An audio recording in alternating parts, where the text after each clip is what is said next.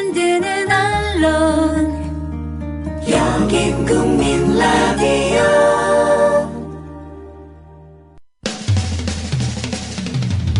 시대와 역사의 맥이 짚힌다. 조상훈의 뉴스바. 현장에서 전해드리는 실시간 정치권 뉴스. 네, 정치권 소식 국회에 나가 있는 김효진 PD 연결해서 들어보겠습니다. 김효진 PD, 안녕하십니까? 네, 안녕하세요. 예. 세월호 특별법 제정과 관련해서 3자 협의체를 넘어서 4자 협의체 구성하자, 이런 말이 나오고 있다는데 어디서 나온 얘기입니까, 이게? 예, 말씀드리기 전에 새정치연합 일각에서 들려오는 얘기인데, 이런 구성이 아직 새정치연합의 공식적인 입장은 아니라는 점을 좀 밝혀둘 필요가 있겠고요. 예. 그리고 이 문제하고 관련해서는 이 취재원의 이름을 정확히 좀 밝히기가 다소 조심스러운 부분이 있어서 부득이하게 새정치연합 의원 정도로 표현을 하게 되는 점 양해를 좀 부탁드립니다. 어제 새정치연합 몇몇 의원 만나서 이 세월호 특별법 문제에 관한 여러 경우의 수 내지는 새정치연합의 보관 등에 관한 얘기를 좀 들어봤습니다. 예.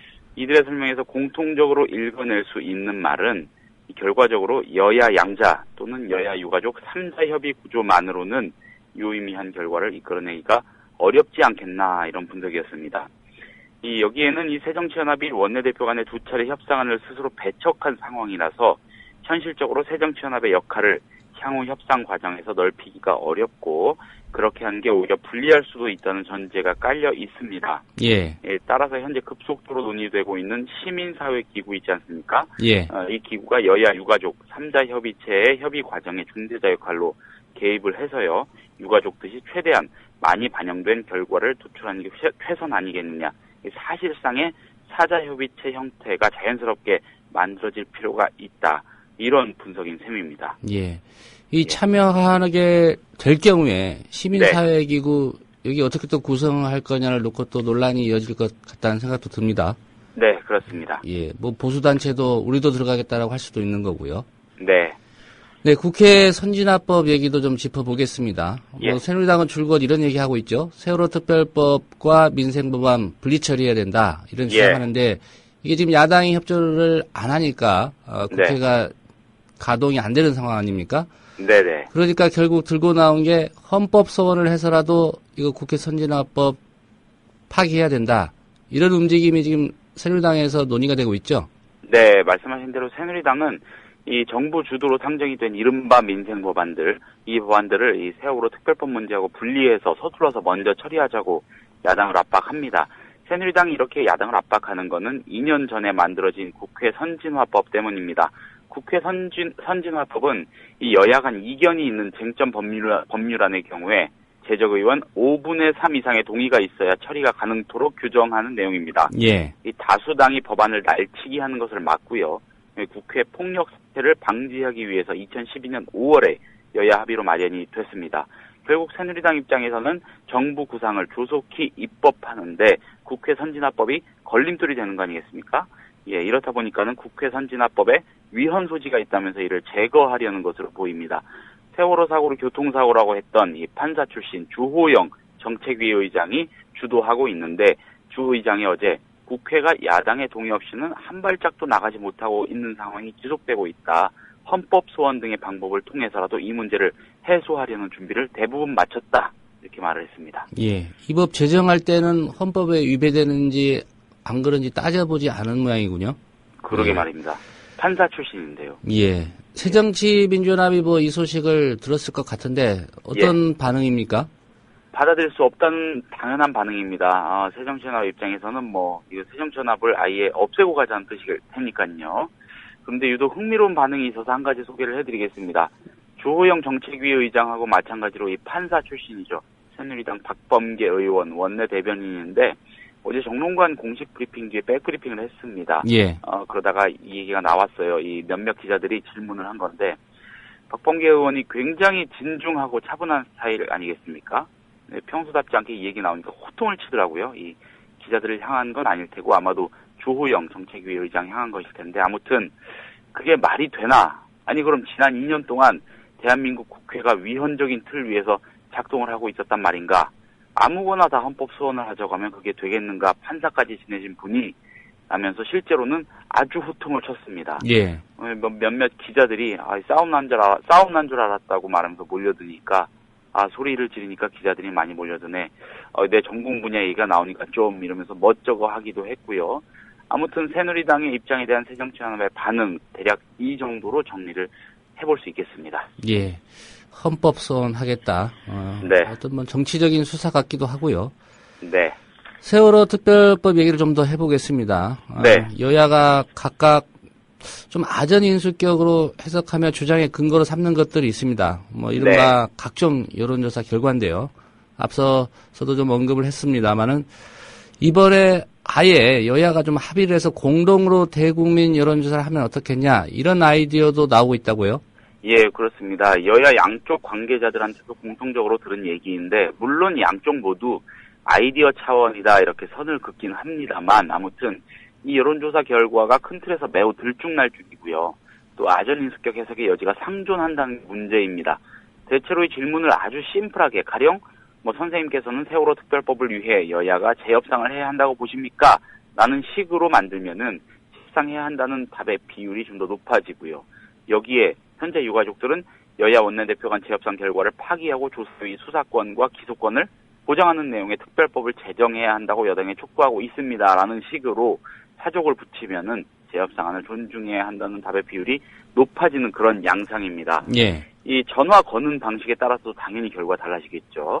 이렇다 보니까 일각에서 말씀하신 여야 공동 대국민 여론조사 얘기도 조금씩 흘러나왔던 모양입니다. 그런데 이에 대해 양쪽 모두 시간 문제 그리고 문구를 둘러싼 갈등 또 정치권이 합리적으로 해결하지 못하고 국민 여론의 결정을 의지하는 사실 자체에 대한 이 부적절한 인식 등으로 쉽게 이를 공론화하지는 못하는 분위기입니다. 정리하자면은 그건 좀 아직 좀 아니지 않나라는 인식이 강하다 이런 얘기입니다. 예. 앞서 국회 선진화법 얘기할 때 잠깐 짚었습니다만 네. 여당 민생법안 처리가 시급하니까 세월호 네. 특별법과 분리하자 이렇게 야당 압박하고 있지 않습니까? 네. 하지만 야당은 이 문제를 세월호 특별법과 연계하려는 게 아니라 새누리당이 주장하는 그 민생 법안들이라는 것 알고 보면 진짜 민생과는 거리가 멀다 이런 주장 아닙니까? 그렇습니다. 이 얘기는 어제 심상정 정의당 의원이 국회에 와서 기자들에게 설명한 내용을 바탕으로 전해드리겠습니다. 이게 굉장히 중요한 내용인데 보도가 잘 안 됐더라고요. 정의당이 시민사회단체 등과 함께 조목조목 분석을 아주 잘 해놨습니다. 큰 틀은 새누리당이 말하는 민생 법안들의 실체가 뭔지를 정리하고 그렇다면 현 시점에서 정말로 시급한 민생 법안은 무엇인지를 제안하는 내용입니다. 예. 정리된 내용 민생 법안은 크게 서비스산업발전기본법 개정안, 의료법 개정안, 국민기초생활보장법 개정안, 크루즈산업육성법, 주택법 개정안, 관광진흥법 개정안 등입니다. 예. 이런 법안들이 실제로는 민생과 거리가 멀다. 일부 기득권 계층에게 혜택이 돌아가는 악법들이다라는 게 이들의 주장입니다. 예. 이 언급한 법안들 구체적으로 어떤 문제점이 있다는 거죠? 네, 의료법이나 주택법 등은 그 실체나 폐해에 관해서 이미 많이 다뤄지고 있으니까 다른 대목에서 한두 가지만 살펴보자면은요. 예. 일례로 이 관광진흥법 개정안의 경우 그 내용의 핵심은 결국 용산 성심여중고 앞 화상경마 도박장을 허용하고요. 학교 앞 등 입지를 가리지 않고 호텔 건축을 허용해서 결과적으로 교육 환경을 해치고 서민들이 엉뚱한 데 돈을 쓰게 하는 한편 일부 대기업이나 재벌들의 사업 영역을 넓혀주는 결과밖에는 없다. 이게 대체 민생과 무슨 상관이냐 이런 주장입니다. 예. 크루즈 산업 육성법도 간단하게 짚어보겠습니다. 이건 새누리당 김재원 의원이 작년에 정부의 요구를 반영해서 대표 발의한 법안인데 2만 톤급 이상 크루즈 선박에 외국인 대상 선상 카지노를 허용하는 내용이 핵심입니다. 자, 비슷한 구조로 해운조합법에 의해 국내 항구를 오가는 여객선의 안전관리를 한국해운조합이 맡아오다가 세월호 대참사가 일어났음에도 박근혜 정권은 정신을 못 차린 것으로밖에 볼 수 없다는 게 정의당과 시민사회 세력의 분석입니다. 예.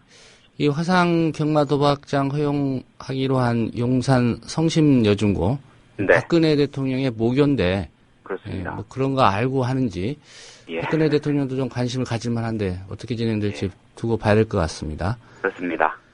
그렇다면 정의당이 시민사회단체와 함께 정의한 이 반드시 통과돼야 할 진짜 민생 법안, 이것도 또 있을 것 같은데 어떤 것들을 꼽고 있습니까?